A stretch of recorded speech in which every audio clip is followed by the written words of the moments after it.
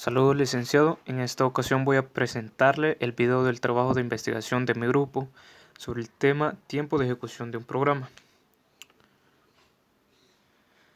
Llamamos tiempo de ejecución o runtime en inglés al intervalo en el que el programa computacional se ejecuta en el sistema operativo. Este tiempo se inicia con la puesta en memoria principal del programa, por lo que el sistema operativo comienza a ejecutar sus instrucciones. El intervalo finaliza cuando éste envía al sistema operativo la señal de finalización, ya sea una terminación normal o una terminación anormal.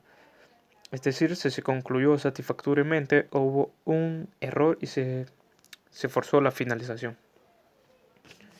En general, el tiempo de ejecución de un programa depende de factores tales como los datos de entrada, la calidad de código generado por el compilador usado para crear el programa objeto, o sea, el programa que se encuentra en el lenguaje máquina.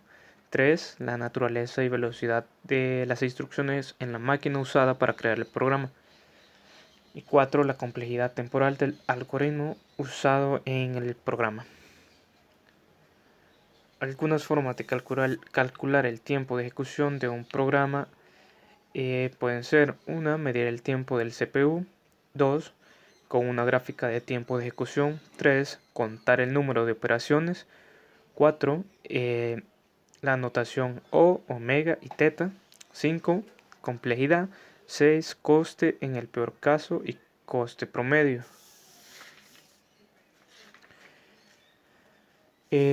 Tiempo de ejecución de un programa dependiendo de la entrada.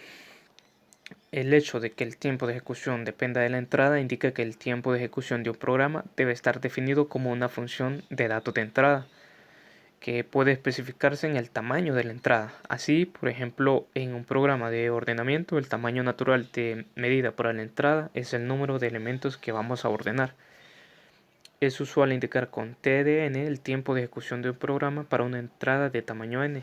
Las unidades de TDN pueden dejarse sin especificar, pero puede pensarse que es el número de instrucciones ejecutadas en un ordenador ideal.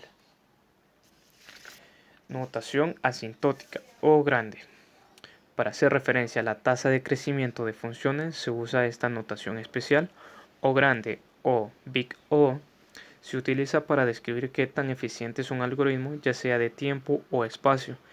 Formalmente, decimos que T de n es O de f de n si hay constantes c y n sub 0, tales que T de n es menor o igual que c por f de n, para todo n mayor o igual que n sub 0. Un programa cuyo tiempo de ejecución es O de f de n se dice que tiene una tasa de crecimiento de f de n.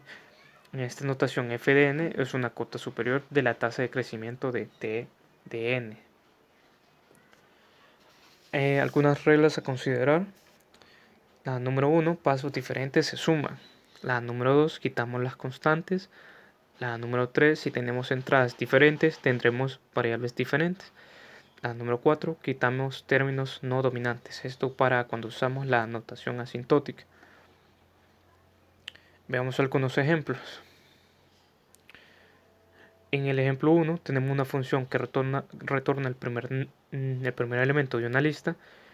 Como es la única acción que realiza, decimos que es de tiempo constante y denotamos la complejidad de tiempo como O de 1.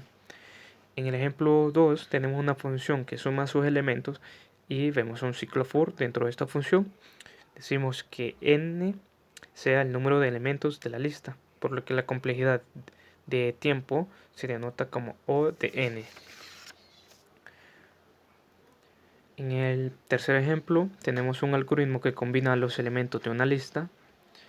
Notemos que esta vez tenemos dos ciclos for en el programa, por lo que es el doble de complejidad que en el ejemplo anterior, por lo que tenemos n por n, lo que se denota por O de n a la 2.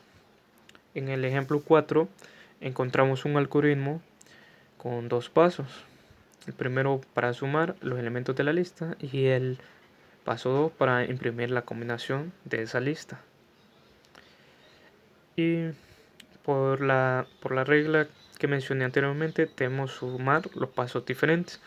porque denotamos la complejidad como O de n más n al cuadrado. En el ejemplo 5 tenemos un algoritmo que suma y luego multiplica sus elementos usando dos ciclo for. Como se trata de dos pasos diferentes, debemos sumarlos. Para cada paso obtendríamos una complejidad O de n y al sumarlos tendríamos O de 2n. Pero otra regla nos dice que debemos quitar las constantes, por lo que al final nos quedaría solamente O de n. Por último, haremos una comparativa de ejecución de diferentes funciones de velocidad. La número 1, un programa con una función de tiempo de ejecución O de 1 es más veloz que un programa cuya función de tiempo de ejecución es O del logaritmo de n. 2. Un programa con una función de tiempo de ejecución O del logaritmo de n es más veloz que un programa cuya función de tiempo de ejecución es O de n por logaritmo de n.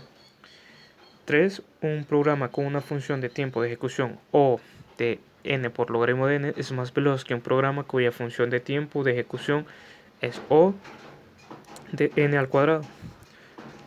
4. Un programa con una función de tiempo de ejecución O de n por logaritmo de n es más veloz que un programa cuya función de tiempo de ejecución es O de n.